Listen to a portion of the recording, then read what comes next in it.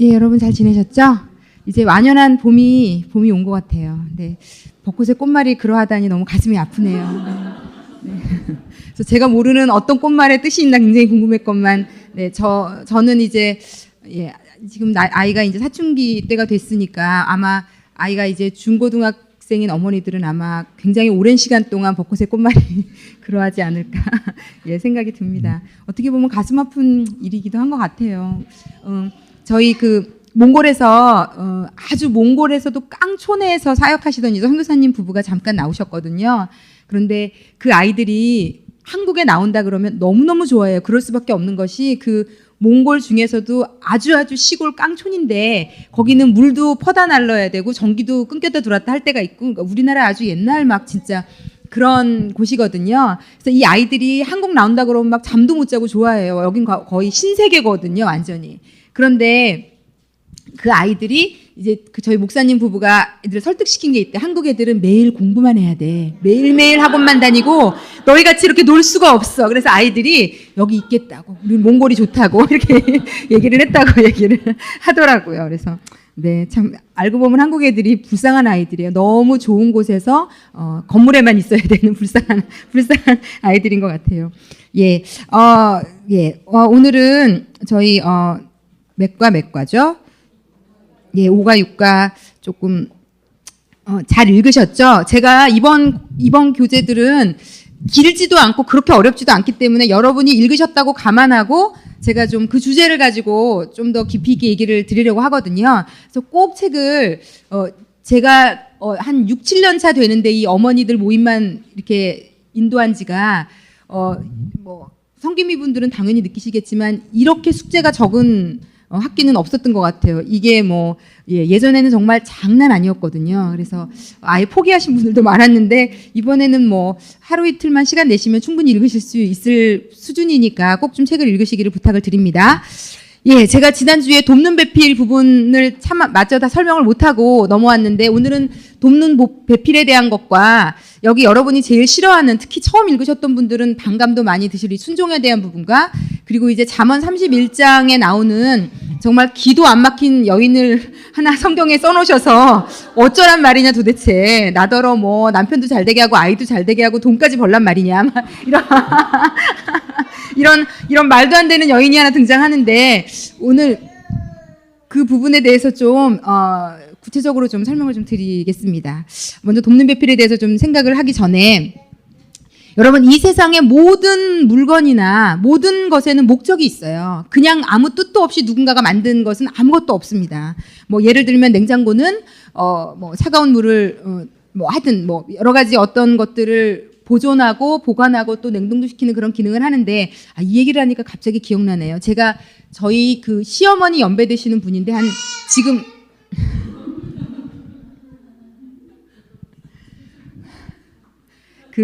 80 정도 이제 거의 되신 분인데, 그분이 결혼하셨을 당시는 당연히 냉장고가 없었죠. 근데 시댁이 너무너무 엄격하고 이 규율이 센 집안이라 아침에 시아버지가 딱 일어나면 물을 갖다가 드려야 되는데, 매일 아침마다 이 며느리가 그 물의 온도가 손을 담갔을 때 어느 정도가 돼야 돼요. 그러니까 그게 겨울과 여름에 따라서 그 온도를 맞출 수가 없잖아요. 그러니까 겨울에 그 온도를 맞추려면 일찍부터 일어나서 어떻게 따뜻하게 만들어야 되고, 여름에 또 하여튼 이렇게 이분이 수도 없이 고생을 하셨던 얘기를 들었는데, 지금 생각해보면 냉장고 있고 렌즈 있고 정수기 있고 하니까 문제도 될 게 아닌데, 그때 당시는 그게 그렇게 힘들었다는 생각이 갑자기 나네요. 하여튼 냉장고는 냉장고의 목적이 있고 세탁기는 세탁기의 목적이 있어서, 냉장고는 음식을 보관하고 세탁기는 빨래를 돌리죠. 근데 누구도 세탁기에다가 음식을 보관한다든지 냉장고에다가 빨래를 넣어놓는다든지 이런 행동은 하지 않습니다. 왜냐면 우리가 너무 알거든요, 그건 왜 만들었는지.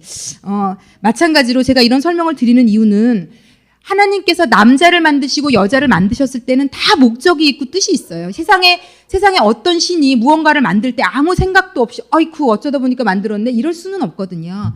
그래서 제가 지금부터 설명하려는 것들은 남자는 남자만의 역할이 있고 여자는 여자만의 역할이 있는데, 지금까지 저희가 30년 40년 살아오면서 이거는 아무도 가르쳐주지 않은 진리예요. 이 세상에서는 가르쳐주지 않은 진리예요. 그런데 많은 분들이 성경적인 남자 여자의 진리를 얘기하면 반감을 가지고 많은 질문들을 합니다.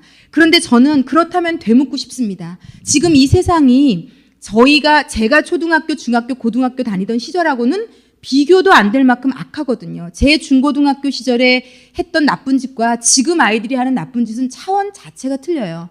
그리고 여러분의 아이들이 결혼해서 사는 시대는 우리가 상상할 수 없는 수준의 죄가 있을 거라고 생각하시면 돼요.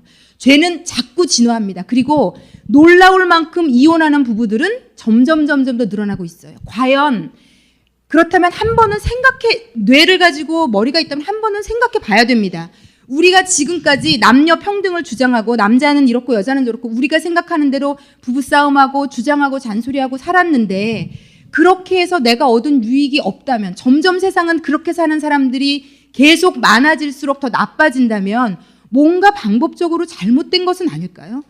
이게 왜 세대를 거쳐가며 더 나빠지는 것인지 여기에 대해서도 한 번은 좀 의문을 가질 필요가 있습니다. 너도 살고 나도 그렇게 살고 다 그렇게 사니까 그냥 이렇게 살아도 돼 라는 거는 정말 인생에 대한 좀 신뢰 같은 생각이 드는 겁니다. 그리고 저는 이제 믿음을 확실하게 가지고 있고 하나님이 살아계신 분이심을 너무 경험하고 알기 때문에 그분이 왜 남자와 여자를 만드셨는지를 알고 나서 제 인생은 정말 많이 바뀌었거든요. 제가 지난주에 그 결혼 예비학교 하는 커플에게 색종이 붙이는 거를 다 같이 하고 우리 어머니들도 다 했다며 제가 얘기했더니 애들이 막 둘이 웃더라고요. 그리고는 이제 둘이 찢고 별짓 다 하고 나서 이제 이혼이라는 것은 결혼하기 전에부터 우리 머리에서 부부싸움을 할 때나 어떨 때라 할지라도 이것은 우리가 생각하지 않아야 될 옵션이구나라는 것을 생각하고 그리고는 아이들은 이제 3개를 붙여서 각자 뜯게 하고 나머지 하나는 평생 간직하라고 줬거든요. 그랬더니 너무 소중히 여기면서 가지고 갔어요. 그래서 아마 그 종이 2장 붙인 걸 뭐라고 소중히 여기면서 가지고 갔는데 아마 2년 뒤, 3년 뒤에 이제 지금은 너무 둘이 하트 떠 있다 그랬잖아요. 그 콩깍지가 다 벗겨진 이후에 그 색종이를 볼 때 마음은 어떨지 잘 모르겠지만, 하여튼, 그랬어요. 근데 어찌되었건 하나님이 남자를 만들 때, 여자를 만들 때는 목적과 역할이 다 달라요. 여러분, 한 회사가 있어도 직원의 역할, 과장의 역할, 부장의 역할, 전무 사장의 역할이 다 다른 것처럼 남자와 여자는 기능과 역할 면에서 완전히 다릅니다. 그런데 제가 아무도 이걸 가르쳐주지 않아서 기능과 역할이 동등하고 똑같다고 착각했기 때문에 너는 왜 이렇게 안 해? 라고 끊임없이 싸웠던 것 같아요. 그런데 역할과 기능이 다르다는 걸 알고 나면 그래도 낫거든요. 그래서 예를 들어 성적인 부분만 해도 그렇습니다. 이 하나님께서 인간의 이 육체를 만드신 것도 되게 신비한 일이에요. 여자는 아이를 키우고 아이에게 젖을 주고 아이를 양육하기 좋도록 하나님 만드셨거든요. 이게 정말 어떻게 보면 놀라운 신비예요. 그렇지만 또 남자는 그러니까 어떤 성기 구조화나 이런 모든 게 남자와 여자를 하나님이 이렇게 따로 만드신 이유가 있는데 제가 성경을 공부하면서 한 가지 크게 깨닫는 것들이 있어요. 성이라는 것, 섹스라는 것은요. 하나님이 이 땅에 남자와 여자를 처음 두 커플을 만드실 때부터 성은 남자와 여자, 부부를 위한 것으로 만드신 거예요. 왜 이 세상에 이렇게 죄악이 관영하고 이렇게 더럽고 음란하고 여러분 지금도 대한민국 땅에 저녁에 그 어두움이 찾아올 때 얼마나 끔찍한 더럽고 지저분하고 음란한 일들이 많이 일어나는지 우리가 상상을 초월할 정도예요. 지금 이 땅에서 일어나고 있는 일들은 초등학교 아이들, 중학교 아이들도 성관계를 하고 엄마 아빠 없는 곳에서 별의별 짓을 다 하고 저희 고등학교 선생님인 친구가 엄마가 막 덜덜덜 떨면서 전화 와서 직장 생활하는 엄마인데 한 번도 낮에는 집에 없는 엄마인데 얘가 그때 중간고사인지 뭔지 끝나고 벚꽃에 꽃말인 그 시기에 이 엄마가 그날따라 서류인지 뭔지를 안 가지고 가서 집에를 막 뛰어들어갔는데 아이가 있고 신발이 2개가 있는데 보이지는 않고 들어갔더니 이제 그러고 있는 거죠. 남자애랑 여자애랑. 그러니까 이거를 이 중학교애가 이러는 거 보고 고등학교애가 엄마가 너무너무 떨려가지고 선생님한테 이제 어디다가 얘기하겠어요, 이 얘기를. 근데 그 친구가 그래요. 이렇게 그냥 딱 보면 아우 쟤랑은 작구나 그냥 알 수 있대요. 특히 이렇게 너무 어린 나이에 이 성관계라는 것이 여러분 사람에게 되게 죄책감을 줘요. 그게 누가 가리켜서 그런 게 아니라 하나님이 인간을 만들 때 성관계는 부부 사이에 행복하라고 자녀를 출생하라고 정확한 목적이 있습니다. 성관계는. 정말 부부만의 기쁨과 행복 그리고 그것을 통해 우리가 너무 아끼고 사랑하는 자녀 출산, 정확한 목적이 있는데 이 세상의 모든 인류가 그것에서 벗어나서 이 성행위를 하면서부터, 그리고 동성애라는 것이 너무, 그래서 이게 말이 안 되는 것은요, 하나님이 만들 때 어떤 분은 뭐 하나님이 그런, 이게 이제 유전적으로, 그러니까 뭐 제가 책을 좀 많이 읽는데 이 DNA적으로, 유전학적으로 동성애는 물려받아진 것이 아니에요. 이거는 의학적으로는 이건 다 이 감정적 정서적인 것에서 왜곡된, 예전에 1980년 90년대 한참 페미니즘이 전 세계를 강타한 적이 있어요.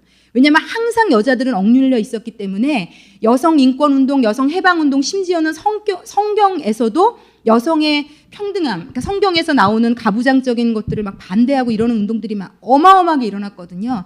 그런데 그렇게 한 시대를 막, 그래서 그 사람들이 책도 쓰고 뭐 논문도 발표하고 그래서 센세이션을 일으켰는데, 제가 읽은 어떤 양육학의 책에 어떤 심리학자가 쓴 책을 읽었는데 그렇게 얘기하고 있더라고요. 그래서 당신은 센세이션을 일으켰는데 나중에 다 당시를 풍미했던 페미니스트들을 다 조사해보면 다 학대받는 가정에서 자랐고, 아버지가 정말로 폭군인 가정에서 자랐고, 그러니까 이게 뭐냐면요, 그럴듯한 것을 포장해서 내 상처를 거기다가 다 투영시켜 놓은 겁니다. 내가, 우리 엄마가 우리 아빠한테서 맞고 살았던 것들, 내가 억압받았던 것들, 그 남자에 대한 반감, 적개심, 말할 수 없는 분노, 이것을 지식이라는 것을 이용해서 그럴듯하게 포장해서 사람들로 하여금 자기의 말을 들을 수 있도록. 그러므로 여러분, 세상에 떠다니는 지식, 이론, 생각들을요, 받아들일 때 너무 무분별하게 받아들이는 것도 참 큰 피해라는 생각이 듭니다.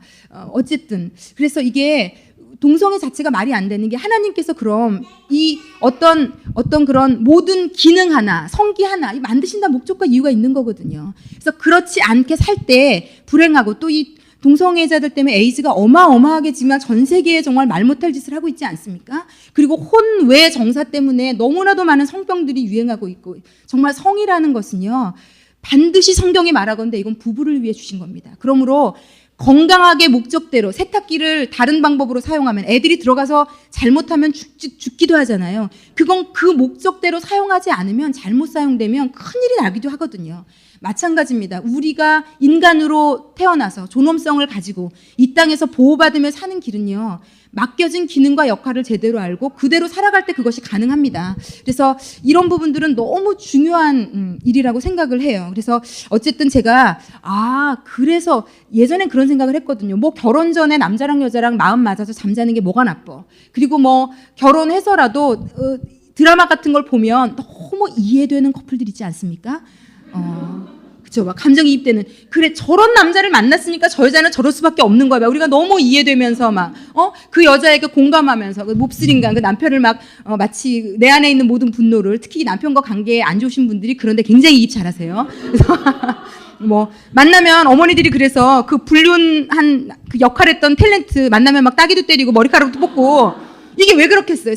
여러분, 사람들이요, 무언가에 흥분하고 무언가에 과도하게 눈물을 흘릴 때는 다 파내려가면 다 지사정 때문에 울고 지사정 때문에 흥분하는 거거든요. 다 이런 것들이 일면 있어요. 인간은 어쩔 수가 없어요. 인간은 순수하게 이타적일 수 없어요. 이게 생겨먹은 게 그렇게 생겨먹었거든요. 그래서 어찌되었건 간에, 제가 근데 이 얘기는 왜 했을까요? 네, 제가 굉장히 지금 흥분하고 있어요. 왜 흥분하고 있는지 모르지만. 네.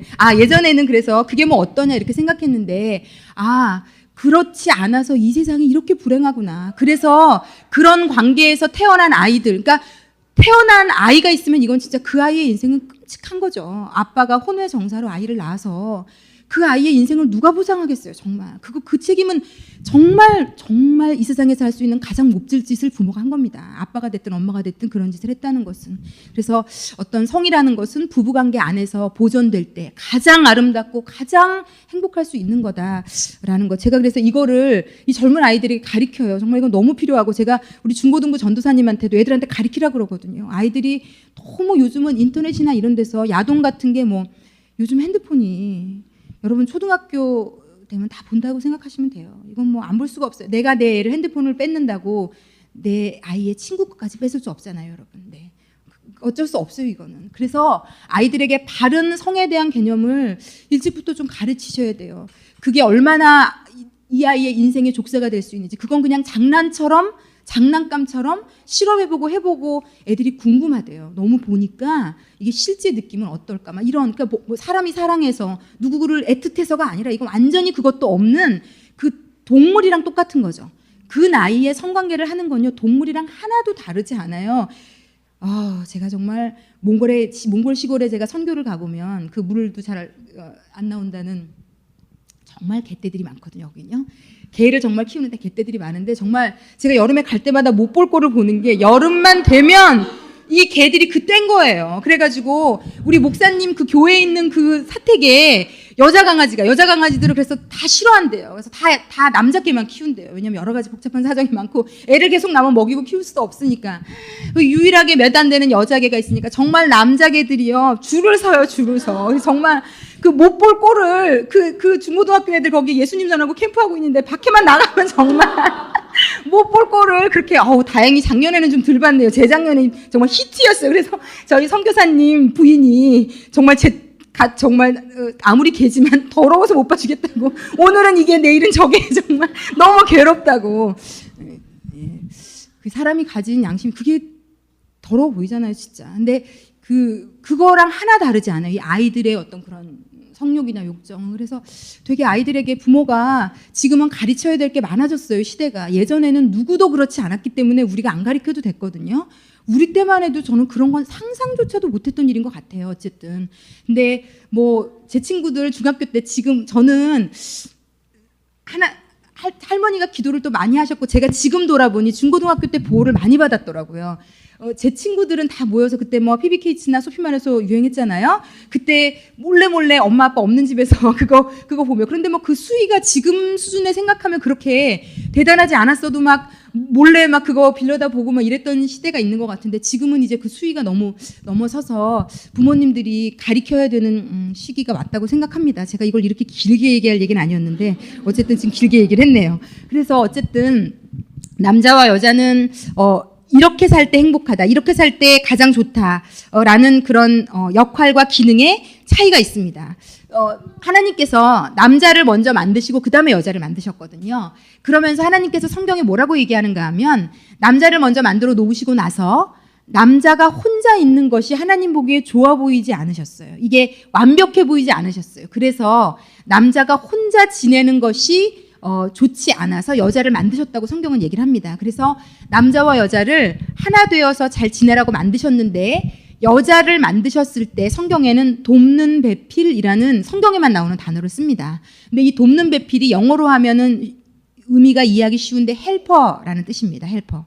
그러므로 여러분 이렇게 생각하시면 돼요. 이 세상에 존재하는 모든 남자는 혼자만으로 완전하지 않아요. 그래서 하나님이 헬퍼, 도울 수 있는 존재를 붙여주신 것이 여자의 역할인데 그러므로 성경은요. 어떤 여자를 만나느냐에 따라 남자가 달라질 수 있다고 얘기해요. 그러니까 남자는 다 똑같아요. 다 똑같은 어떤 그런 완전하지 않은 존재인데 어떤 헬퍼가 들어오느냐에 따라서 그 남자의 인생은 달라질 수 있게 성경적인 여자의 역할은 그렇습니다. 그러므로 제가 이것을 깨닫고 나서 좀 깜짝 놀랐어요. 저희 엄마가 평생 너네 아빠 때문에 내가 이렇게 산다. 내 팔자에 너의 아빠 때문에 나는 이렇게 불행하다. 그러므로 너는 이제 저희 아빠의 반대 남자를 만나라고 맨날 얘기해 주셨거든요. 너무 말 없는 남자 만나지 마라. 이런 남자 만나지 마라. 그런데 제가 데리고 온 남자가 너무 우리 아빠와 비슷했거든요. 저희 엄마가 내가 그렇게 말 없는 남자, 안 된다 그랬지. 저희 남편 진짜 말 없어요. 근데 여러분 딸들이요. 평생 보고 자란 아빠를 싫어하면서도요. 그런 사람에게 끌린대요. 남자도 마찬가지예요.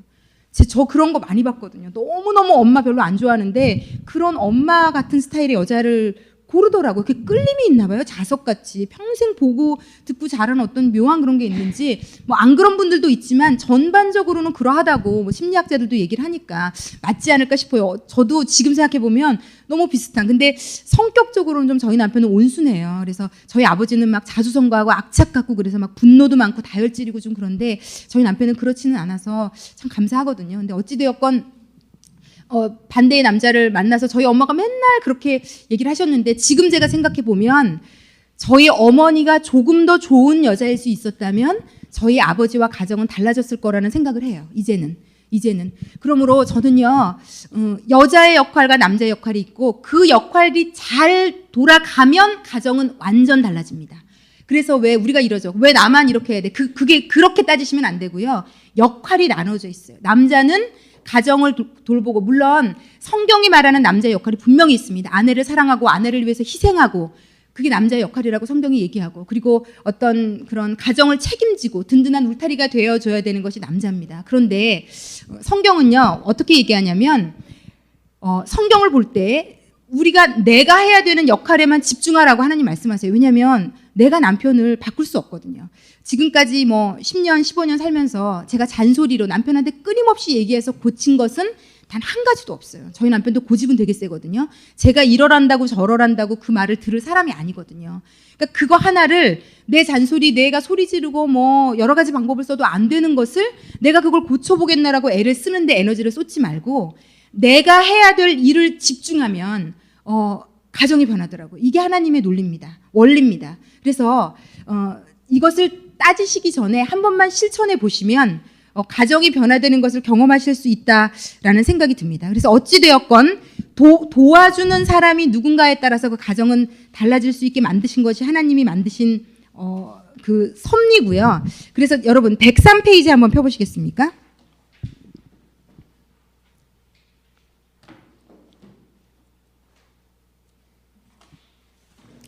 103페이지에 보면요. 성경이 너무 재미있어요.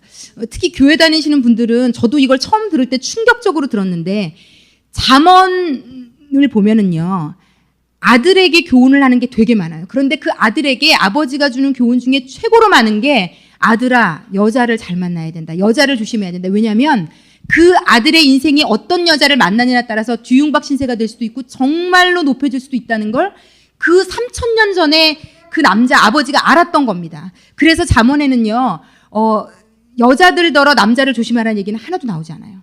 전부 다 남자들더러 여자를 어떻게 조심해야 되는지, 좋은 여자를 만나야 되는지, 좋은 여자 하나가 네 인생을 얼마나 풍요롭게 할 수 있는지를 여자 보는 눈을 강조하고 있어요. 그래서 여기 보면 되게 재밌는 표현들이 좀 나오는데, 한 달랑 밑에 잠언서는 이라고 나와 있는 부분부터 제가 좀 읽겠습니다. 103쪽에. 잠언서는 한편으로는 아내를 얻는 사람의 복에 대해 쓰고 있는데, 슬기로운 아내는 여호와께서 주시는 선물이라고 묘사하고 있습니다. 그러니까 남자 입장에서는요, 슬기롭고 지혜로운 아내는 하나님의 선물 그 자체고, 또한 어진 여인은 지아비의 면류관이라고 표현하고 있습니다. 반면에 다투는 아내는 남편의 뼈를 썩게 만든다고 경고합니다. 예, 그 잠언 14장 1절, 그 빨간 글씨로 된 거 저희 다 함께 한 목소리로 읽겠습니다. 지혜로운 여인은 자기 집을 세우되 미련한 여인은 자기 손으로 그것을 허느니라. 예, 그러므로 여자가 집을 세울 수도 있고 할 수도 있는 그런 존재로 일단 하나님은 만드셨다고 당당하게 얘기해요. 그러므로 왜 나만이라고 접근하시기보다는, 아, 나에게 그런 잠재 능력과 포텐셜을 갖고 나는 여자로 태어났구나. 그러니까 하나님이 남자는 남자대로 기능을 주셨고 여자는 헬퍼로 감당할 수 있는 많은 것들을 주셨어요. 그래서 남자들은요, 이게 성향에 따라서는 예외가 당연히 있습니다. 그게 몇 프로일지는 모르지만 제가 얘기하는 것은 늘 평균, 그리고 전반적인 것을 얘기하는데, 남자들은 하나나 두 가지에 되게 몰입하고 집중하는 게 잘 되는 반면 여자들은 여러 가지를 굉장히 잘하거든요. 그래서 제가 늘 예로 들지만 EBS 같은데, EBS에서 예전에 남자 여자를 비교해서 보여준 것 중에 제가 가장 인상 깊게 봤던 것이, 대학생 남녀를 그냥 무작위로 뽑아서 한 두세 명에게 똑같은 미션을 주고, 이런 그냥 평범한 집안 거실에 그 미션을 주고 들어가서 그 10가지를 어느 정도 시간 안에 다 소화하는가를 주는 미션을 한 적이 있어요. 그런데 남자들은요, 다리미질, 택배 받기, 뭐 커피 끓이기, 그릇 정리, 뭐 하여튼 10가지가 있었는데, 딱 보는 순간 멘붕이 일단 표정들이 다 심상치가 않아져요. 일단은 이거를 어떻게, 뭐부터 해야 되고 어떻게 하라는 얘기야. 그랬는데 이제 하나를 딱 골라서 다리미진인지 뭔지를 막 하고 있었는데, 이제 커피는 올려놓고 커피물이 막 삑 소리를 냄과 동시에 택배 띵동 소리가 들리면서 이 사람이 이 세 가지의 모든 것을 딱 손에 놓고 쳐다만 보면서 아무것도 못하는, 대부분 남자들은 그렇더라고요. 그런데 정말 여자들은 놀랍게도요, 한 손으로 다림질하며 한 손으로 전화 받으며 커피 물 할 때 끄며 택배 받으며 이 모든 것을, 이 10가지를 거의 한 두세 번에 그거 안에 다 해결하는. 그래서 여러분, 보통 여자들이 이런 것들이 굉장히 탁월하고 똑똑한 여자들이 그렇지 않은 남편이나 남자들을 굉장히 무시하는데, 이거는 제가 볼 때 주신 분에게는 어불성설인 게, 제가 볼 때 하나님이 그것을 여자에게 주신 이유는, 아까 제가 성이라는 것이 부부 안에서 둘이 즐길 때 굉장한 복이 된다고 말씀드린 것과 같이, 아내에게 그러한 많은 똑똑함과 역할을 할 수 있게 주신 이유는요, 잘난 척하고 남편에게 의시되고 군림하고 네 멋대로 나는 너 없어도 살 수 있어. 정말 그래요, 여러분. 남자들은 여자 없이 못 살아도 여자들은 남자 없이 삽니다. 제가 특히 연세 드신 분들을 보면, 어머니들은, 그래서 여러분 저희 50세 60대 되신 분들도요, 지금 구인구직하면 여자들은 굉장히 많이 일할 수 있는 일이 많대요. 그리고 오히려 원한대요. 그 정도 연륜이 됐고 살아오신 분들이 너무너무 일을 똑소리나게 잘해서. 근데 남자분들은 다 그 나이면 어디를 가도 다 잘리는, 남자들은 혼자 못 살아요. 호래비로 사시는 분들은 불쌍하잖아요. 홀 어머니들은 손자들도 봐주시고 할 수 있는 일이 정말 많으신데, 이게 그렇게 좀 생겨 먹었어요. 그래서 여러분, 남자는요, 혼자로는 완전하지 않게 지어졌어요, 여러분. 이거를 우리가 막 무시하고 깎아내리고 싸울 때 어떤 이혼해는 하나도 아쉬울 거 없어. 난 혼자서도 잘 살 수 있어. 이게 자랑이 아니라 혼자서 잘 살라고 하나님이 그 많은 재능들이나 기지나 어떤 일처리 능력을 주신 것은 이유가 있어요. 그 가정에 쓸 수 있도록, 그 가정을 세우는데. 그래서 여러분, 여자들은 남편도 보필하고 이렇게 하면서도 아이도 키우면서 할 수 있어요. 이게 남자들은 절대 못합니다. 절대 못해. 거의 못한다 보시면 돼요. 그래서 그런 능력을 주셨기 때문에 할 수 있습니다. 주시지 않았다라면 하나님께서 절대로 요구하지 않으실 텐데, 주셔서 감당할 수 있다고 요구하는 겁니다. 그래서 여러분, 이건 저에게도 참 힘든 얘기지만, 어떤 아내를 얻었는가가 그 가정, 그 남자의 일생을 결정한다. 이 성경을 요약하면 결국은 이렇게 얘기를 할 수 있습니다. 자, 제가 지난주에 색종이를 붙여가며 부부가 하나 됐다는 게 얼마나 대단한 의미인지를 말씀을 드렸는데, 자, 이 연합의 두 번째 속성이 있는데요. 남자 여자가 그렇게 하나 됐다는 것과 두 번째는요, 결정권이 누구에게 있느냐가 두 번째 연합을 깨는, 그러니까 이 연합이라는 것은 평생 깨지면 안 되거든요. 하나 된 것은. 근데 이게 깨질 수 있는, 틈이 벌어질 수 있는, 그 색종이의 틈이 교묘하게 벌어질 수 있는 것이 있는데, 그것은요, 결정권이 누구에게 있느냐에 따라서 그게 깨질 수도 있고 안 깨질 수도 있습니다. 그런데 성경은, 제가 이제 순종이라는 챕터를 이제 들어가면서 설명을 해드리려고 하는 것인데, 누구의 결정을 따를 것인가? 대부분 집집마다. 그런데 여러분, 한 가지 명심하셔야 될 것이요. 어쨌든 결정권을 하나님께서 주신 사람이 남자예요. 근데 너무 아이러니하죠? 여자가 남자보다 유능한 경우가 대부분이에요. 제가 이제 몽골이라는 나라를 가보면, 몽골은 공산 정권이 오랫동안 있어서 남자들을 공부를 일부러 시키지 않고 여자들을 다 기용을 했어요. 왜냐하면 쿠데타를 여자들을 일으킬 수 없으니까.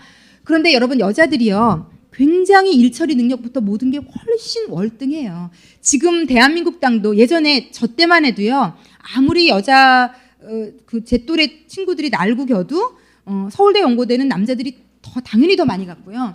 어떤 공부나 모든 면에 있어서 남자들이 더 우월했는데, 요즘은 법 쪽에부터 모든 곳에 여자들이 더 들어가서 탁월하게 이런 것들을 하고 있더라고요. 그래서 요즘 시대는 더더군다나 결정권이 여자에게 가는 경우가 많은 것 같은데, 여러분, 제가 몽골에 가서 이 어머니 학교를 3년째 했는데, 제가 거기서 가슴이 찢어지는 건 뭐냐면, 어머니가 가정을 다 휘두르고 지휘권을 가지고 있고 마음대로 하는 가정에서 자란 남자아이들은요, 말 그대로 무기력해요.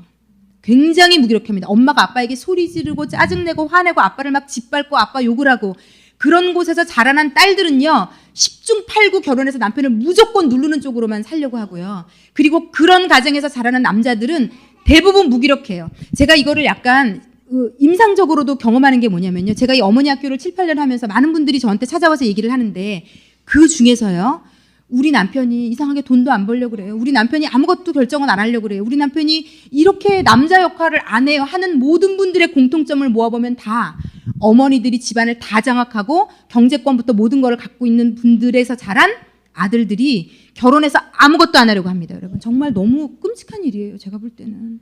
그러니까 내가, 이 가정이 하나님이 주신 가정인데, 내가 원하는 대로 내 마음대로 해서 얻는 결과는요, 나 상처받고 나 망가지고요, 남편 완전히 망가뜨리고요, 그리고 그 상황에서 자란 아들을 완전히 무기력하고 무능하고 결혼해서 평생 부인 힘들게 하는, 그러므로 여러분 남편 중에 그런 분들 곰곰이. 그래서 저는요, 이 제가 결혼하는 그 친구들에게 지금 이제 제가 다음 주부터 또 새로운 커플, 이 7, 8월에 저희가 결혼하는 커플들이 많거든요. 새로운 커플들도 결혼 예배학교를 해주는데 제가 좀 걱정이 되는 커플들이 있어요. 왜냐면 제가 이 커플들을 어릴 때부터 봤기 때문에 다 알거든요. 엄마 아빠가 어떤 분인지. 근데 여러분 하여튼 내가 그 부모님들을, 여러분의 시부모님들을 잘 조사해 보면요, 우리 남편의 성향 그냥 나옵니다, 여러분. 어떤 환경에서 자랐는지에 따라 왜 우리 남편이 이렇게 결정을 못 하는지, 왜 이렇게 나한테 든든함을 주지 않는지, 왜 이렇게 조금도 내가 기댈 수 있도록 안 해주는지, 이게요, 여러분, 그 인간도 불쌍한 거죠. 왜냐하면 평생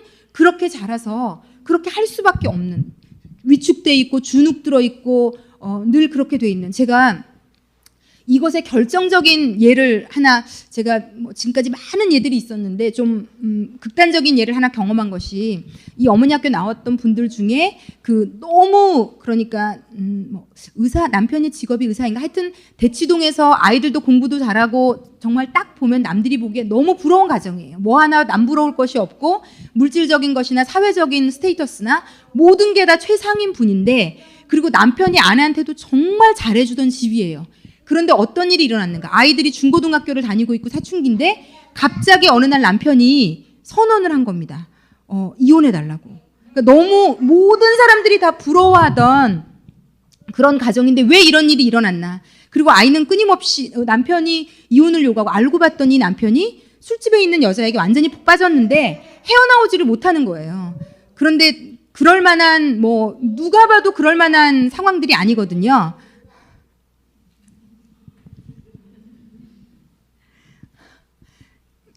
네, 누가 봐도 그럴 만한 상황이 아닌데, 이 부인은 이해할 수가 없는 상황인 거예요. 왜? 어디서부터 뭐가 잘못돼서 우리 남편이 그것도 자존심 상하지 않겠어요? 그것도 술집 여자한테.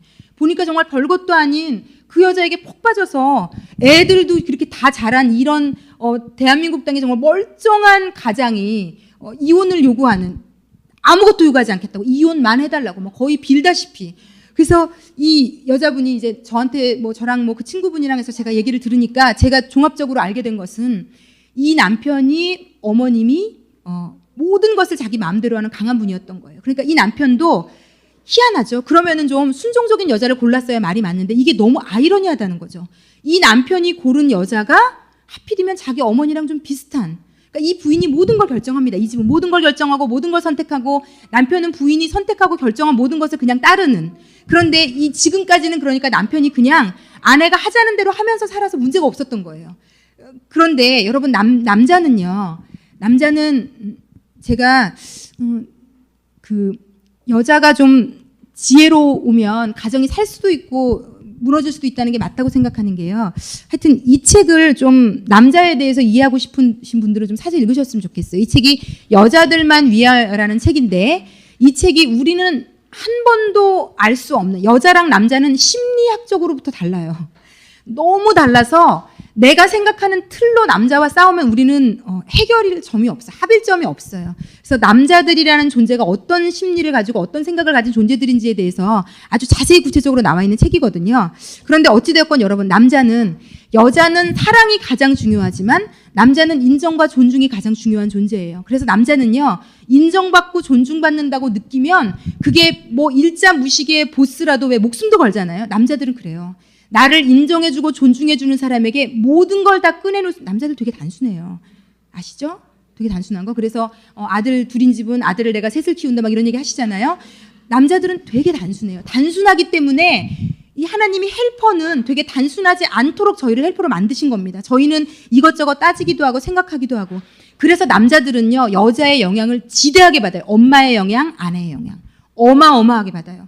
그런데 이제 엄마가, 나는 여자고 내 애는 남자잖아요. 그래서 이때는 정말 겸손하셔야 되는 게, 여자가 남자를 키워낸다는 것에 또 맹점이 있어요.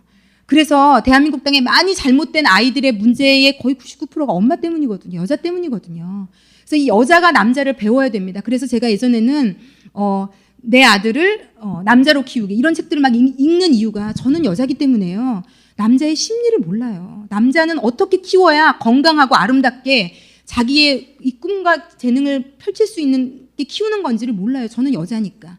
그래서 이거를 인정하고, 아들을 겸손하게 키우셔야 이 아들이 나중에 우리 개 중에 있는 분들은 되게 남편 때문에 불행하신 분들 중에 어머니가 잘못 키워서 그런 분들 많잖아요. 근데 그런 실수를 우리가 하지 않으려면 특히 내가 똑같은 어머니와 같이 뭐 남편을 무시한다든지 싸운다든지 남편과 막 이런 것들을 일단은 좀 해결해야 되고 두 번째는 좀 성경적인 원리가 우리에게 좀 자리 잡아야 됩니다. 내 가정이 변하는 길은 그거 외에는 없습니다. 제가 뭐 어떤 방법을 다 쓰시는 분들을 많이 봤는데 성경적인 방법을 쓰시는 거 외에는 방법이 없어요. 그런데 제가 이 연합을 얘기하다가 여기까지 왔는데 여러분 연합이요. 남자는 성경에서 뭐라고 얘기하냐면 이게 둘이 계속 붙어 있으려면 어떤 그런 풀의 역할을 하는 게 계속 나와야 끊임없이 붙어 있을 거 아니에요. 끊임없이 이것이 평생 떨어지지 않으려면 끊임없이 어떤 글루 역할을 하는 이렇게 끈적끈적한 계속 붙일 수 있는 작용을 하는 게 나와야 되는데 남자는 성경에서 말하기를 아내를 예수님이 교회를 사랑한 것처럼 사랑하라고 얘기하세요. 그러니까 여자는 사랑받아야 사는 존재예요. 그러니까 하나님이 아셨던 거예요. 여러분 성경이 이게 2000년 전에 쓰여진 얘기예요. 그런데 여러분 성경 안에 지금 이 세상의 모든 심리학자들이 얘기하고 있는 논리가 다 들어있어요. 정말 놀라울 정도예요. 놀라울 정도. 어떻게 그때 당시에 심리학이 있었던 것도 아니고 뭐 의학이나 이런 게 발달이 되어 있지도 않은 상태에서 왜냐하면 이건 하나님이 남자랑 여자를 만드셨기 때문에요. 그분이 한 얘기이기 때문에 정확할 수밖에 없어요. 그래서 남자에게는 여자를 사랑하라고만 끊임없이 얘기하세요. 어떠한 경우에도 사랑해라. 너의 아내가 너보다 연약한 그릇이다. 왜냐하면 육체적으로는 다 보호받아야 되는 그릇이거든요. 그래서 보호해라, 사랑해라, 아껴줘라. 그 얘기를 하고 있고요. 그게 남편이 계속할 때 그 남편에게서 이제 어떤 그런 우리를 남자 여자를 하나 될 수 있게 하는 게 나오는 거죠. 자, 그럼 이 대목에서 굉장히 눈빛들이 안 좋으신데 남자들이 그 역할을 지금 안 하고 있는 거죠, 여러분? 예, 그 역할을 잘 안 하고 있는데 문제는요, 여러분. 한쪽에서라도 하면 붙어 있을 수 있는데 여자에게 하나님이 원하시는 것은 순종이라는 것을 원하세요. 왜냐하면 하나님이 왜 순종을 원하시냐면 남자는 만들어지기를 인정받고 존중받는다는 느낌이 들 때 못할 게 없는 존재이기 때문에 그걸 하나님이 만들 때부터 그렇게 만드셔서 그래요. 그래서 우리 결정권의 문제에 있어서 우리가 남편을 무시하고 내 마음대로 결정하고 내 마음대로 돈을 쓰는 문제든 아이의 뭐를 결정하는 문제든 내 마음대로 하면 지금 당장 눈앞에 아이는 성공하는 것처럼 잘 되는 것처럼 보이지 모르지만 내 가정의 한 구석은 계속 무너져가고 있다고 보시면 돼요. 그리고 이 연합의 끈은 계속 틈이 벌어지고 있다고 생각하시면 돼요. 남편도 사랑을 안 주고 아내도 순종하지 않으면 그 가정은요 머지않아 그냥 끝나는 겁니다. 이것이 그냥 점점 벌어져서 갈기갈기 찢어져서 둘로 나뉠 수밖에 없게 되는 거거든요. 그러므로 그 가정의 지혜로운 엄마 자존심을 내세우지 않고 내가 왜 저 인간한테 참아야 돼. 이거 정말 어떻게 보면 한 발짝 떨어져서 보면요. 하찮은 자존심이거든요. 저는 엄마 아빠가 너무 싸우는 걸 봤기 때문에 마음으로 이런 생각이 들어요. 누구라도 한 사람이 좀 쉬었으면 좋겠는 거죠. 여러분 싸움이라는 건 왜 하는 겁니까? 너나 나나 안 지니까 싸우는 건데 자식 입장에서는요. 아무것도 중요하지 않아요.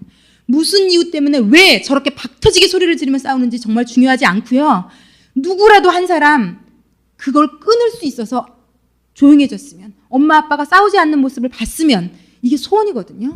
그런데 그럴 수 있으려면 이 두 사람 중에 한 사람이라도 그 부분을 지켜야 되는데 순종이라는 것이 놀랍도록 남자에게는 그리고 심지어는요 역으로요. 남자는 사랑을 주지 못하고 있는 사람이라 할지라도 상처나 여러 가지 상황 가운데 여자가 순종으로 응대할 때요. 남편이 사랑으로 화답하는 경우를 제가 너무 많이 봤습니다. 정말 이게 신비한 그거 같아요. 제가 예전에 이제 어머니 학교 하면서 있었던 예화를 두 개를 들어드릴 텐데 하나는 어떤 분이신데 그 남편이 왜 그런지는 모르겠대요. 이유를 모르겠어서 박 터지게 싸웠는데 해결이 안 되는 것 중에 하나가 뭐냐면 여행을 갔다 오면 주차장에서부터 손 하나 까딱 안 하고 자기만 먼저 집으로 들어간대요. 뭐 거기 짐도 있고 막 애들도 있고 이런데 짐부터 애들부터 다 그냥 딱 차문 닫고 혼자 집에 올라가서 막 그러니까 이 분은 멀리 갔다 온 데일수록 짐들이 많을 거 아니에요. 뭐 음식도 있고 콘도 같은 데 갔다 오면 장난 아니지 않습니까? 그거를 몇 바탕을 애들 먼저 올려다 놓고 짐부터 뭐 몇 바탕을 갖다 올려놓고 올려다 놓으면 자기는 다 씻고 혼자 자고 있는 거예요. 드릉드릉. 그러니까 너무 힘들죠. 이해할 수 없으시죠? 지금 벌써 눈빛들이 장난 아니에요. 감정이 다 되셔가지고 지금 뭐 그런 인간이 다 있어 막 지금. 그렇죠. 이해받지 못할 인간이죠. 그런데 여러분 제가 얘기해 드리고 싶은 포인트를 잘 들으셔야 돼요. 제가 자꾸 격가지를 쳐서 죄송한데 우리가 왜 남편에 대해서 친구들이랑도 되게 잘 흉을 보잖아요. 그 인간이 뭐 이건 이렇고 저건 저렇고. 여러분 그게 굉장히 좋지 않은 일이에요. 그 아이들에게 가장 좋지 않은 일은 아이들에게 남편 욕을 하는 건 가장 좋지 않은 일이고요. 그거는요, 나를 망치는 길이에요, 나를. 여러분, 그렇게 아빠를 무시하는 아이가 커서 부부관계부터 특히 이 부모님을 공경하는 것은 안 된다고 보시면 돼요. 그러니까 내가 누워서 침을 뱉어서 내가 그 침에 맞아서 치명적으로 고통할 수밖에 없는 상황을 내가 만드는 겁니다. 그래서 정말로의 여자가 지혜로워야 돼요. 근데 어찌되었건 문제는요, 그렇게 해서 이 사람이 죽도록 싸우고 별짓을 다 하고 당근도 줬다 채찍도 줬다 그걸 고쳐보려고 박터지게 10년을 했는데 문제의 결과는 안 됐다는 게 문제예요.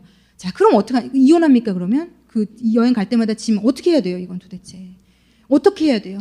그런데 성경이 제시하는 방법은요, 말이 안 되는 방법을 제시하거든요. 나더러 순종하라는 거거든요. 그 인간이 꼴 같지 않은 짓을 하는데 왜 내가 순종해야 되나? 이제 우리는 이렇게 응수를 하는데, 그래서 이분이 여기 와서 처음 이제 그런 메시지를 들은 거예요. 이분 교회 다니는 분이에요. 그래. 이분이 이런 생각이 들었던 거예요. 어차피 내가 7, 8년 동안 박터지게 싸우고 소리 지르고 울어도 보고 뭐 시위도 하고 별의 별짓을 다 했는데 안 고쳐졌거든요. 근데 제가 볼 때 이 남편이 그렇게 하는 행동 이면에는 무슨 이유가 있는 것 같아요. 우리가 모르는 심리적인 근간을 이루는 무언가가 있습니다. 어떤 아주 큰 사건이 한번 있었던지 잘하면서 잘은 모르겠어요. 여러분 우리가 겪었던 모든 것들이요, 우리에게 이상하게 남들이 이해하지 못할 것들로 표출되기도 하거든요. 이제 그 남편은 그거였던 것 같아요. 그래서 이 부인 되는 분이 어차피 지금까지 모든 방법을 다 썼는데도 안 됐으니까 그래, 그냥 성경에서 순종하라고 하니까 내가 순종해보자. 그래서 동갑이고 너무 연애를 오래 했대요. 그래서 일단은 자기가 순종이라는 단어가 남편에게 안 돼서 말투를 고치기 시작했대요. 그래서 약간 반존댓말을 쓰기 시작하고 남편이 엄청 놀리더라고요. 야, 너 왜 그러냐? 하던 대로 해. 막 이러고 막 이제 어색하죠, 처음에는. 근데 어쨌든 본인은 무언가 달라지고 싶었대요. 지금 이 상태로 가정이 계속 가는 게 너무 힘들다는 걸 알기 때문에 갈라 설 거면 모르지만 살 거면 뭔가 방법이 필요한 거죠, 이 가정에. 그래서 그냥 그래 한번 해보자. 그래서 마음을 딱 다지고 기도도 하고, 그리고는 존중해주고 뭐 반찬부터 이제 원하는 대로 그냥 해줬대. 남편이 원하는 데 맞춰서. 그리고 존중을 하기 시작하고, 그러고 나서 이제 얼마 지나지 않아서 어머니 학교 하고 나서 한 달 반인가 한 달 정도 지나고, 저희가 3개월 하잖아요. 한 달 반인가 2달 정도 지났을 때예요. 그러고 났는데 그 여행을 이제 또 갔다 온 거죠. 갔다 오고 나서 이분이 막 저에게 막 간증을 했는데 어떤 일이 벌어졌는가. 목사님, 놀라운 일이 벌어졌어요. 본인이 그렇게 존중해주고, 그리고 또 한 번 어떤 여행 갔다 오면서 본인이 예전에는 혼자 자니까 좋냐, 너 막 난리를 쳤는데 너 네가 그렇게 해서 내가 얼마나 힘들고 애들은 이랬는데, 그날은요 아무 말도 안 하고 본인이 다 이제 하여튼 하고, 그리고 나서 이제 그 한 달 반 정도 지나고 난 뒤에 여행을 딱 갔다 왔는데요, 정말 결혼하고 처음으로 자기 한마디도 안 했대요. 그런데 문을 닫고 트렁크를 열고 짐을 챙겨서 가지고 올라가더라는 거예요, 남편이. 그래서 너무 놀래가지고 자기가 할 말을 잃고 이제 애들을 다 둘을 챙겨가지고 올라왔더니 심지어 그 가방에 트렁크를 열고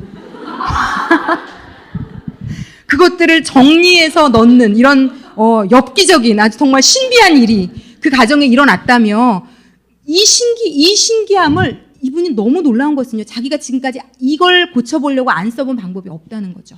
그런데 해결이 안 됐던 것이 이런 말도 안 되는 방법에 자기가 하나님께 그냥 순종하는 마음으로 실천해봤을 뿐인데 이게 됐다는 게 너무 놀랍다고 얘기를 하더라고요. 여러분, 남자는요 인정받고 존중받는 느낌이 들 때 달라지기 시작합니다. 그 외에 저희가 예전에 초등학교 때 배웠던 동화 있죠. 제가 이 부부학교에서 늘 이 동화만큼 적절한 예는 없는 것 같아요. 여러분, 햇님하고 바람하고 그 내기한 얘기 아시죠? 어떤 지나가고 있는 나그네에게 누가 먼저 옷을 벗기나 내기를 해서 정말 비바람과 모든 거를 다 동원을 해도 사람은요, 여러분, 세게 무언가가 들어오면 더 이걸 움켜쥐게 돼 있어요. 근데 남자들이 딱 그래요. 공격이 들어오고 아내가 고치라고 집요하게 들어올 때 이상하게 남자들은 심리적으로요. 그러니까 여러분, 이용할 줄 아셔야 돼요, 남자의 심리를. 똑똑한 여자는요. 그래서 여기에 이 책에 뭐라고 얘기하냐면요, 순종은 진짜 강하고 지혜로운 사람이 할 수 있는 방법이다예요. 이게요, 그 사람보다 훨씬 낮은 사람은 순종이라는 게 잘 안 돼요. 근데 지혜롭고 강하면요 할 수 있어요. 예. 그래서 그게 그렇게 옷깃을, 비바람이 결국은 실패하잖아요. 그 햇님이 나타나서 그냥 따뜻하게 계속 쪼고 있었더니 뭐라 하지 않아도 이 사람이 그냥 알아서 옷 벗잖아요. 그래서 햇님이 이겼다는 이 유명한 얘기 여러분이 아시죠? 근데 그 남자라는 존재가 그런 것 같아요. 남자라는 존재가 만들어지기를 그 방법만이 효과 있는, 그러니까 효과 있는 방법이 정해져 있는 거더라고요. 그런데 우리가 왜 굳이 이 방법이 제일 효과 있다는 것이 정해져 있는데 다른 방법으로 그 옷을 벗기려고 그 난리를 쳐서 옷도 못 벗기고 나만 만신창이 되고 더 오기만 생기고 열받는, 오늘은 이걸로 벗겨버리라 저걸로 벗겨버리라. 안 해본 거 없으시죠? 네, 그걸로 안 벗겨지잖아요, 문제는. 그러면 제가 볼 때 좀 한번 해보셨으면 좋겠어요. 왜냐하면 이 방법이 제가 이혼하려던 부부를 위기에서 구원시키고, 제가 이걸 너무 많이 봐서요. 정말 이 어머니 학교에 그런 마음으로 오신 분이 있었어요. 그 본인이 되게 전문직을 가지고 있던 분이거든요, 예전에. 근데 이제 결혼하고 너무 남편이, 이분은 남편이랑 나이 차이도 많이 나고 남편이 정말 너무 매달리고 너무 매달려서 정말 결혼해줬거든요. 친정도 너무 반대하는데. 그런데 이 남편이 죽도록 나만 사랑할 것 같아서 결혼했는데 말도 안 되는 짓을 하니까 이분이 뚜껑이 열려가지고요. 돈은 벌면 다 시댁에다 갖다 주고, 정말 들으면 좀 기도 안 막히긴 하더라고요. 그런데 어쨌든 그래서 이분이 그때부터 칼을 갈기 시작한 건 뭐냐면, 애를 딱 둘째를 낳으면서부터 이 인간하고는 소망이 없다. 그러니까 내가 되게 능력 있는 분이에요. 돈을 많이 벌 수 있는. 내가 지금부터 돈을 모아서 정말 이 남자가 가장 나를 필요로 할 때 그 이혼 서류를 딱 내밀며 뒤도 돌아보지 않고 미소를 띠며 나와야 되겠다. 그래서 그 이혼하는, 그 내가 미소를 띠며 이 남자를 짓밟으며 막 자기에게 매달리는 그 남자를 뿌리치며 나오는 막 그 장면을 생각하면서 계획을 짜고 있던 분이었거든요. 어떻게 하면 통쾌 유쾌 상쾌하게 이혼할까, 저 남자를 조금이라도 더 힘들게 하고 이혼할까, 막 그러면서 이제 이렇게 해서 돈을 벌고 한 1년 2년이면 이 정도 돈을 벌겠지만, 이런 계획까지 다 세우신 분이었는데, 이분이 여기 와서 말씀을 들으며 아이에 대해 생각을 하며 내 인생에 대해 생각을 하며 과연 가정을 깨는 것이 잘하는 일일까에 대해서 생각을 하면서 이런 단언을 할 때요, 순종에 대해서.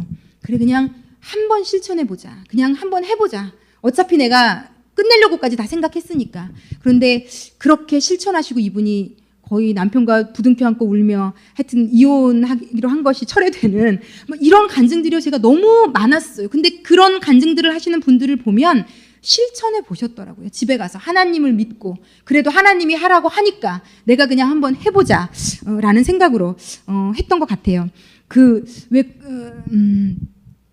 네. 하여튼 그래서 이 순종이라는 의미가 가장 잘 표현된 게 결정권을 남편에게 주는 것으로 표출이 됩니다. 많은 남자 중에 제가 아까 얘기한 것처럼 엮이는 가정에서 자란 남편들은 혼자 결정 안 하려고 하는 사람들도 많아요. 네가 결정해, 네가 그냥 하는 게 좋아. 그런데 여러분, 아내가 건강하게 남편 뒤에 서줄 수 있으면요, 좋은 결정을 잘 해나갈 수 있다고 생각해요. 그리고 이것은 저도 참, 특히 이제 저희 남편이 뇌졸중으로 쓰러지고 많은 부분이 없어지면서 저도 이게 좀 어렵긴 하거든요. 그런데 어찌되었건 이건 제가 제 생각, 제 뜻을 얘기해야 되는 시간이 아니고, 하나님이 뭐라고 말씀하시는지를 좀 전달해드리고 싶은 것은, 그렇게 한 가정의 머리는 남편입니다. 그리고 그 남편의 머리는 예수님이라고 성경이 얘기해요. 그러니까 남편은요, 예수님께 컨트롤 받아야 되고요, 이 가정은요, 남편에게 컨트롤 받아야 돼요. 그 남편이 성경의 한 구절도 남편이 똑똑하면 순종해라, 남편이 괜찮으면 순종해라, 돈 잘 벌어다 주면 순종해라, 자기의 역할을 다 하면 순종해라라는 것이 없어요. 성경은요, 부모를 공경하라고 얘기할 때도요, 어떤 부모든지 공경하라고 얘기해요. 부모로서 부모는 공경받을 자격이 있는 겁니다. 마찬가지로 아내를 사랑하라고 남편에게 얘기할 때도요, 그 아내가 어떤 아내인 조건이 없어요. 그런데 남편에게 순종하라고 얘기할 때도 조건이 단 한 글자도 붙어 있지 않아요. 그러므로 우리가 할 수 있는 최선의 우리 가정을 지키는 길은요, 내가 순종해 보는 겁니다. 남편을 좀 세워줘 보는 겁니다. 물론 어떤 일에 대해서는 아내가 훨씬 잘해서 남편이 정말 전적으로 맡기는 일이 있을 수 있고, 그건 그렇게 하셔도 된다고 생각을 해요. 그렇지만 우리가 알 수 있지 않습니까? 이건 내가 편해서 내가 마음대로 하고 있는 건지, 아니면은 남편이 맡겼기 때문에 내가 하고 있는 건지는 적어도 우리가 알 수 있고, 제가 볼 때 특히 믿음이 있으신 분들은 하나님이 이 주신 양심에 찔림으로 분명히 주신다고 저는 생각해요. 저도 가끔 찔림을 받는 게 있어요. 제가 그냥 해서 괜찮은 부분들이 있고요. 아, 이 부분은 남편을 세워줬어야 되는데, 물어봤어야 되는데. 그래서 저희 남편이 굉장히 지금 여러 가지로 경제적인 역할이나 이런 걸 잘 못하는데 꼭 하나 하는 게 있는데, 저희 남편이 저희 아이 용돈 줄 때는 꼭 저희 남편이 줘요. 그러니까 저희 아이가 저희 남편에게 사춘기가 돼서 좀 이렇게 막 틱틱틱틱 하다가도 이제 그 일일이 가까우면 일일이 가까우면 그리고 이제 얘가 그 한 달에 한 번이라도 아, 내가 나에게 내 한 달 살 부분을 공급해 주는 거는 내 아빠구나 라는 것을 알 수 있게. 그래서 예전에는 제가 식사를 하러 갈 때도 제가 카드를 저희 남편을 주기도 하고 막 이랬거든요. 아빠가 계산하고 아빠가 가장 역할을 하는 거를 특히 아들인 저희 아이가 많이 봤으면 좋겠는 거죠. 그래서 사실 저는 좀 하나님 앞에 눈물의 기도가 있기는 해요. 왜냐하면 아빠가 일반 사람들보다는 지금 떨어지는 상태이기 때문에 이 아이가 가지고 있는 상실감이나 이런 게 있을 거거든요. 그래서 저는 그 부분을 많이 기도해요. 여러분 하나님이 하시면 사람이 한 것보다 완전할 수 있거든요. 그래서 저는 기도라는 생명줄을 붙잡고 기도하거든요. 우리 남편이 우리 아이에게 건강하게 못 보여주는 남편의 모습은 하나님이 채워주십시오라고 기도해요. 그래서 저희 아이가 저는요 정말 아내를 위해서 희생하고 사랑할 줄 아는 남편 됐으면 좋겠고요. 그리고 정말 자녀들에게 가장 역할을 할 수 있는 아빠가 됐으면 좋겠어요. 이게 정말 너무, 왜냐하면 그렇지 않은 남편을 만나서 너무 고통하는 여자와 자녀들을 제가 너무 많이 봤거든요. 지금 이 아내도 그러실 거예요. 정말 그런 역할을 못하는 남편 때문에 지치고 힘들고 상한 심령으로 오신 분들 있을 줄 압니다.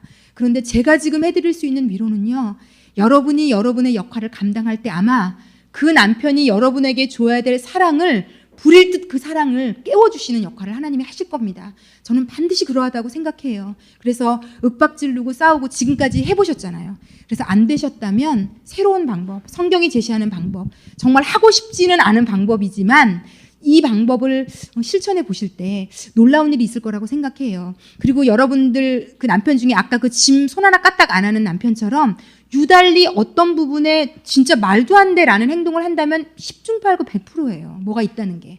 잘하는 과정에 뭐가 있습니다. 그 부분이 말로는 해결되지 않는 뭐가 있는 겁니다. 예를 들어서 제가 알고 있던 어떤 남자분은 어머니가 완벽주의자예요. 그런데 엄마는 완벽주의자인데 먼지 하나 떨어져 있는 걸 못 보는 엄마거든요. 뭐가 하나 이렇게 삐뚤어져 있는 걸 못 보는데 이 아들은 초덜렁거림이에요. 정말 뭐라 그럴까요? 뭐 옷 벗어놓고 오는 거, 뭐 가방 버려놓고 오는 거, 도시락, 우산, 그러니까 모든 자기 몸뚱이 외에 모든 것은 어디 가서 버려두고 올 수 있는 그 정도로, 그러니까 너무, 그러니까 엄마랑 자식도, 부모랑 자식도 이게 좀 맞는 자식이 있고 안 맞는 자식이 있다고 너무 이 엄마에게도 너무 시험거리인 자식인 거예요. 아무리 비싼 걸 사줘도 어디다가 뒀는지도 모르니까. 그러니까 엄마 입장으로 사실 생각해 보면 너무 속상하죠. 그런데 그 속상해서 엄마가 윽박지르고 소리 지르고 너 때문에 못 살겠다 그러고 막 집에도 못 들어오게 하고 너 또 안 가져왔어 내가 얘기했지. 그러니까 엄마는 또 고쳐보려고 어떻게든지 고쳐보려고. 우산은요 매번 버리고 온다 생각하시면 돼요. 매번. 한 번도 가지고 온 적이 없다. 비가 오나 비가 오지 않으나 우산은 손에 들려준 순간, 심지어 비가 오는 날에도 그냥 온 날도 있다는 이런, 그러니까 조그마서 그냥 왔는지. 그러니까 이게 너무 힘든데 그 엄마가 이거를 고쳐보려고 정말 쥐 잡듯이 이 아들을 잡은 거예요. 평생. 정말 쥐 잡듯이. 근데 이 아이는요 지금도 이분은 커서 엄마를 너무너무너무 안 좋아해요. 그러니까 정말요 이 엄마가 우산 하나에 본인의 모든 권리를 다 그냥 뺏겼어요. 그 우산 하나 찾아보려고, 그래도 제가 볼 때 평생 우산 사줬거든요. 할 수 없이 다 잃어버리고. 근데 그 우산 하나 지켜보려고 너무 아이와의 사이가 완전히 금이 가서 이렇게 나이가 들어서도 회복이 안 되더라고요. 근데 어찌되었건 그러니까 이 아들은 그게 얼마나 힘들었겠어요. 자라면서. 근데 정말 아이러니하게 어쩜 그렇게 엄마랑 비슷한 여자를 골라서 결혼을 했더라고요. 그러니까 아내는 또 완벽주의, 먼지 하나 뭐 이런 거 못 보는 분인 거예요. 불쌍하시죠? 이게 이게 지금 우리가 그 남자 쪽에서 생각하면 불쌍한데요. 여러분이 그 여자랑 아는 분이면요. 굉장히 여자가 불쌍한 거예요. 어머, 네 남편은 집에 들어와서 그렇게 다 깨끗한 구석이라고는 하나도 없고 하나 제대로 못 챙기니까 그런 남편이랑 어떻게 사니? 아마 그 여자분의 친구들은 그렇게 얘기했을 겁니다. 그런데 어쨌든 이 남편이 이제 우산을 처음 또 잃어버리고 드디어 이제 그런 상황을 만난 거죠. 이 부부가. 근데 이 여자분은 이해를 못하는 겁니다. 어디를 뭐를 놓고 오는 것 자체가 본인은 있어본 일도 없고 상상도 못하는 일이고 또 그것도 좋은 우산인데 그걸 남편이 안 가져가서 우산 어쨌어? 그래서 어디 있는지도 모른다, 뭐 어디다 뒀는지도 모른다, 꼬치꼬치 물어. 그래서 아니 도대체 그걸 몇 번을 이제 반복이 되니까 아니 도대체 뭘 하느라 우산을 막 했더니 갑자기 남편의 뚜껑이 완전 열리면서 지금까지 한 번도 볼 수 없었던 괴물 남편을 본 거예요. 막 거의 남자가요, 막 소리, 그래 내가 뭐 막 우유 마시고 무슨 막 집어 던지면서 막 그러니까 되게 순한 분이거든요. 순한 사람인데 막 무서울 만큼 저 사람 왜 저러지? 저러다 미치는 거 아니야? 정신병원을 가봐야 되는 거 아니야? 할 정도로 남편이 뭘 잃어버리고 놓고 온 것에 대해서 부인이 물어만 봐도 막 폭발하는 그 뒤로는. 그러니까 여러분 이거는요. 저렇게 이상한 인간을 내가 어떻게 하다 재수 없어서 만났구나. 뭐 저 인간이 정신병원을 가봐야 되나. 이렇게 접근하시면 그 사람도 죽이고 나도 죽이는 길이고요. 그게 뭐가 있는 거예요. 이게 사람은 일반적인 사람은 다 그게 있는 건데 그렇게까지 비정상적일 때는 이유라는 게 있지 않겠나 한번 좀 생각해 보셔야 되고 그렇다면 그 이유가 뭘까? 근데 그거를 계속 얘기하고 윽박지르고 하게 하는 걸로는 안 되거든요.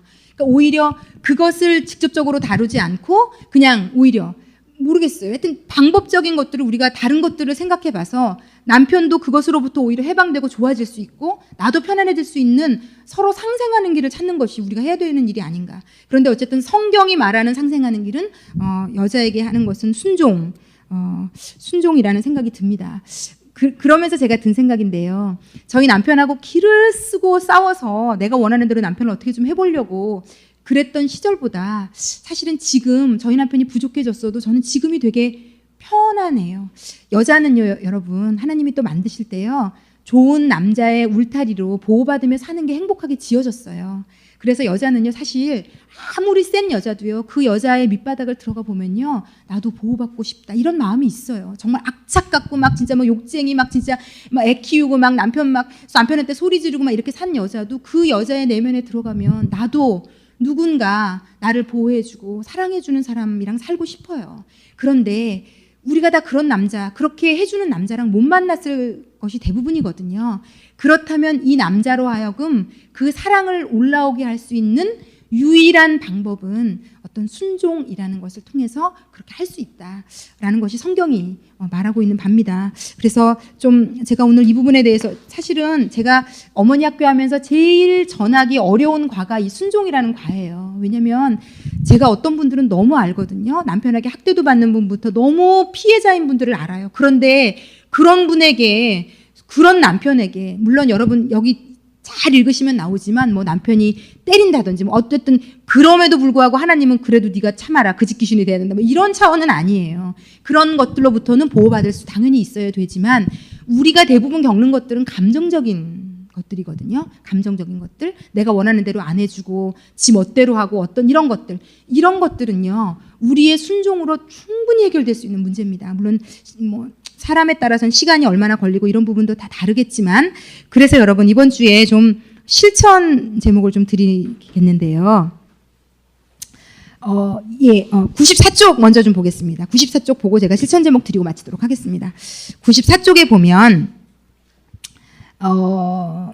그 밑에서 하나, 둘, 셋, 넷, 다섯 하여튼 줄 위에 아내는 주님께 기도할 수 있습니다. 주님이 친히 개입하셔서 이 문제를 해결해 달라고 강구할 수 있습니다.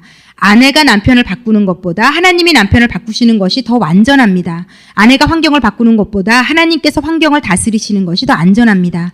남편보다 하나님을 더 믿는 것, 그것이 하나님께 소망을 두는 것입니다. 남편을 위해 기도하십시오. 남편의 일을 하나님께 고하십시오. 하나님이 남편을 만지시도록, 하나님이 다스리시도록, 하나님이 남편을 변화시키도록 오직 하나님만 의뢰하십시오. 그것이 곧 하나님께 소망을 두는 것입니다.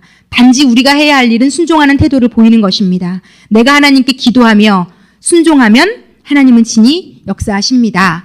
예, 이게 제가 되게 쉬운 예가 하나 생각났는데요. 여러분 형하고 동생 있는 집 있으시죠? 그러니까 하나 이상인 집. 저는 이제 하나니까 그런 경우는 없는데 형하고 동생이 있는데 둘이 계속 싸우는데 예를 들어 형이 동생에게 아니면 오빠가 뭐 동생에게 하여튼 위에 아이가 밑에 아이를 괴롭힐 때 밑에 아이가 자기 힘으로 그 위에 아이를 꺾으려고 똑같이 소리 지르고 똑같이 때리고 막 똑같이 제압하면 우리가 누구를 혼내겠어요?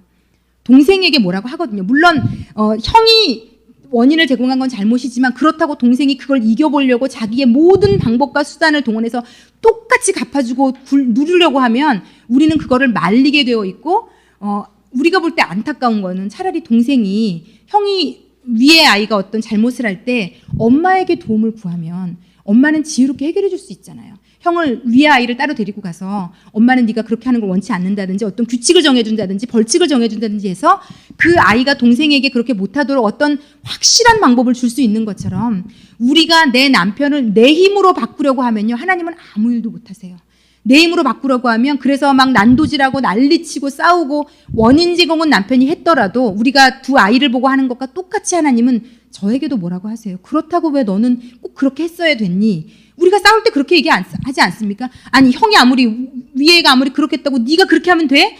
똑같습니다. 우리가 우리 힘으로 남편에게 하려고 하면 하나님도 우리에게 그렇게 얘기하세요. 그런데 이 얘기가 그 얘기입니다. 우리가 하나님께 구하면 하나님께 일르면 하나님께 간구하면 하나님이 하시면 우리가 하는 것보다 훨씬 더 안전하고 지혜롭고 확실하고 그런 방법이 됩니다. 다음 장에 넘어가 보겠습니다.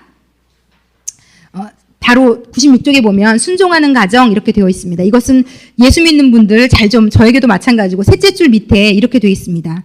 그런데 교회 다니는 사람은 많아도 말씀에 순종하는 사람은 많지 않습니다.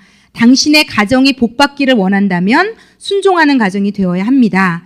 그리고 자녀에게도 순종을 가르쳐야 된다는 것이 나와 있습니다. 그리고 98쪽 넘어가 보면 이번 주간의 과제가 있습니다. 뭐 하나라도 해보십시오. 정말 한 가지 어떤 것도 괜찮습니다. 원래 나는 남편이 이럴 때 이거는 죽어도 안 한다. 뭐 아무 거라도 하나 좋습니다. 제가 많은 걸 요구하진 않을 텐데 아주 작은 거 별것 아닌데 신경전을 벌이고 있는 어떤 문제일지 제가 뭔지는 모르겠습니다. 결정권의 문제일 수도 있고요. 그런데 하여튼 결정권을 많이 맡겨줄수록 그 남편은 점점 더 성장한다고 보시면 됩니다. 여러분 바보 온달과 평강공주의 얘기가 달리 있는 얘기가 아니에요. 굉장히 심오한 정말 심오한 동화예요. 여러분 심오한. 그럴 수 있어요. 여자가 어떠냐에 따라서 어떻게 그 옛날 분들은 그런 원리를 알았을까요? 놀라운 일이긴 한데 그러니까 그 남자의 지금 상태가 어떠하든지 간에 여러분 때문에 더 좋아질 수 있다는 것을 명심하시면서 뭐라도 한 부분을 좀 실천하시면 좋을 것 같고요. 마지막에 96쪽 잠깐 또 펴보겠습니다. 98쪽. 지금 바로 한 거죠, 그게요? 그럼 116쪽 한번 보겠습니다. 116쪽. 마지막으로 116쪽입니다. 어쨌든 여러분이 잠언 31장은 예수님을 하나님을 잘 믿는 사람이 실천할 수 있는 덕목이라고 성경도 얘기해요. 그러니까 이게 쉬운 일이 아니라는 거죠. 그래서 우리가 지금 해야 될 일은요. 우리의 내면을 특히 예수 믿는 분들 우리의 내면을 가꾸는 것, 우리의 속사람을 강건하게 하는 것, 우리의 속사람이 허하고 공허하고 하지 않도록 예수님의 사랑으로 꽉꽉 채우는 것. 예. 이게 신기하잖아요. 이 어머니 학교가 뭐라고 이거를 그래도 하고 가면 그 날이 아이들이 제일 행복하다는 얘기를 제가 들어요. 그래서 진짜 중고등학교 다니는 아이들, 초등학교 아이들이 엄마 벌써 끝났어? 언제 또 해? 이런 얘기를 한다고 제가 들어요. 그리고 매일이 목요일만 같아라 한다는 얘기를 들어요. 도대체 이렇게 어떤 듣는 하나님의 말씀이 들어있는 어떤 운동력 있는 무언가를 전달받은 것만으로도 여기가 꽉꽉꽉꽉 마음의 어떤 부분이 채워진 것만으로도 나도 모르게 나가는 거거든요. 이건요. 엄마의 태도, 표정, 말을 많이 해서가 아니라 무언가 엄마가 달라진 걸 애들이 느끼는데 하물며 우리가 더 예수님을 잘 믿고 그분으로 충만해지면 얼마나 변화될까, 얼마나 달라질까 기대가 됩니다. 그러면서 제가 이 책에서 약간 특히 교회 다니는 분들에게 도전으로 드리고 싶은 것은요. 한 달락 밑에 이 여호와를 경외하는 여자 한 달락 밑에 116쪽에 믿음이 좋다는 것은 무엇일까요? 물론 교회에서 봉사도 하고 기도원도 가고 선교도 해야 할 것입니다. 그러나 우리 믿음의 현 주소는 가정입니다. 가정이야말로 믿음을 실천하는 장소입니다. 아무리 편견과 제약이 있어도 내가 먼저 믿음으로 살아야 합니다. 환경이 어려워도 믿음으로 살아야 합니다. 그러기 위해서는 오직 하나님만 바라보아야 합니다. 제가 저에게도 이게 저의 상태를 파악하는 나침판이라고 생각해요. 제 현 주소는 가정에서 제가 어떻게 사느냐입니다. 제가 여기서 아무리 탁월하고 월등하고 모든 사람이 정말 감탄할 만한 강의를 해도 제가 제 가정에 가서 아무것도 실천하고 있지 않다면 제가 살고 있는 그 가정이 남편도 망가지고 아이도 망가지고 고통하고 있다면 제가 이 잘한 모든 것이 아무것도 아닌 겁니다. 제 믿음의, 제 삶의 현 주소는요, 여러분의 현 주소는 여러분이 가정에서 어떤 아내로 어떤 엄마로 서 있느냐입니다. 그래서 많은 교회 다니는 분들이 내가 교회 가서 얼마나 봉사를 많이 하나, 기도를 많이 하나, 새벽 제단을 지키나, 물론 당연히 해야 될 일이지만 이런 모든 것들을 하고 있다는 거에 숨으시면 안 돼요. 그런데 내 가정은, 내 남편은 내가 방치하고 있고 순종하지도 않고 있고 아이도 내가 내 원하는 대로 마음대로 키우고 있으면서 나는 교회 열심히 다니고 믿음 생활 잘해. 그런 법은 없습니다. 내 믿음의 현 주소는 내 가정에서 내 삶, 우리 가정의 수준, 성적표가 내 믿음의 성적표라고 생각하시면 됩니다. 그래서 이것을 가지고 끊임없이 자기를 체크해 가시면 좋으실 거라고 생각이 듭니다. 여러분 어찌 되었건 간에 순종을 다음 주에는 좀 실천해 보셔서 실천하신 분들의 갖가지 좋은 경험들이 좀 다음 주는 뭐 한 주니까 좀 빠르겠지만 그래도 여러분 마음이라도 괜찮아지신 부분들이 좀 있었으면 좋겠다라는 생각이 듭니다. 여러분 다음 주는 7과 사랑이라는 주제의 과와 8과 부부 친밀감 이라는 과. 예, 벌써 다다음 주면 이 부부에 대한 부분이 끝나고 6주차 들어가면서부터는 이제 아이에 대한 부분으로 넘어갈 거거든요. 그래서 남은 2주차 책 열심히 읽어오셔서 먼저 여러분이 부부관계가 행복한 것이 내가 내 자녀에게 줄 수 있는 최고의 선물임을 잊지 마시고 그 끈끈한 연합을 이번 한 주 동안도 여러분이라도 그 풀을 막 뿜어내셔서 더 연합이 되시는 그런 여러분 가정 되시기를 예수님의 이름으로 축복합니다. 예, 제가 기도하고 마치겠습니다. 사랑하는 하나님 아버지 감사합니다. 우리가 우연히 이곳에 오게 되었지만 하나님 당신의 섭리 안에 우연은 없다고 믿습니다. 이곳에 온 모든 어머니들 각자의 필요와 를 만져주셔서 이 분들의 삶이 변하고 남편이 변하고 가정이 변하고 아이가 변화되는 놀라운 일들이 있을 수 있도록 하나님 축복해 주십시오. 감사를 드리며 예수님의 이름으로 기도했습니다. 아멘.